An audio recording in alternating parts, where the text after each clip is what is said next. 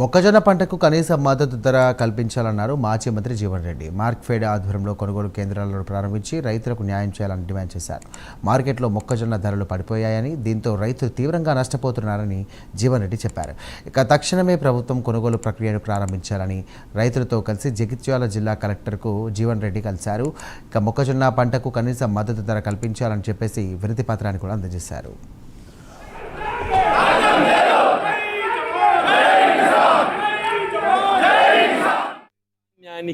ప్రత్యామ్నాయంగా ఆరుతేడి పంటలను ప్రోత్సహించాలని చెప్పిన ప్రభుత్వం కూడా భావిస్తుంది. ఆరుతేడి పంటల్లో ప్రధానంగా ఏదైతుందో రైతుకు కొంతమేర గిట్టుబాటు అయ్యేది కేవలం మొక్కజొన్నని మాత్రం చెప్పక తప్పదని చెప్పంటుంది. ఇంకా మొక్కజొన్న సాగు సంబంధించి వాస్తవంగా అనేక ప్రతికూల పరిస్థితులు ఉన్నాయి.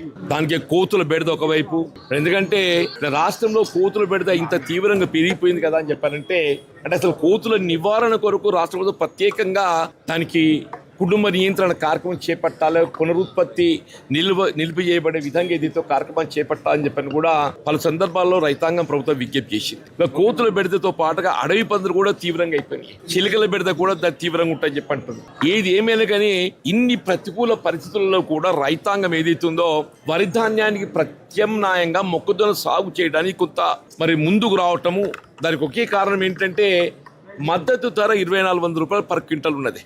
ఇలా ఉత్పత్తిలో కూడా ఇది ప్రతి ఎకరానికి కనీసం 30 క్వింటల్ల నుండి 35 క్వింటల వరకు మనకు ఉత్పత్తి వచ్చేటువంటి అవకాశం, అంటే రైతు గిట్టుబాటు కావడానికి అవకాశం ఉన్నది. అది 2400 రూపాయల క్వింటల్ అని చెప్పంటే 30 క్వింటల్ వచ్చినా కానీ దాదాపు 75,000 రూపాయల పంట వచ్చే అవకాశం ఉన్నది. ఇలా ప్రజావాణి ద్వారా ఏదైతుందో ఈ సమస్యను ప్రభుత్వాన్ని నివేదించాలి. ప్రభుత్వాన్ని నివేదించి ఏదైతుందో రేపు 19 తారీఖు ఉగాది పర్వదినం, ఇలా మొత్తం తెలుగు వారికి అందరికి ఏదైతుందో తెలుగు సంవత్సరాది ఏదైతుందో ఒక శుభ వరి ధాన్యానికి ప్రత్యామ్నాయంగా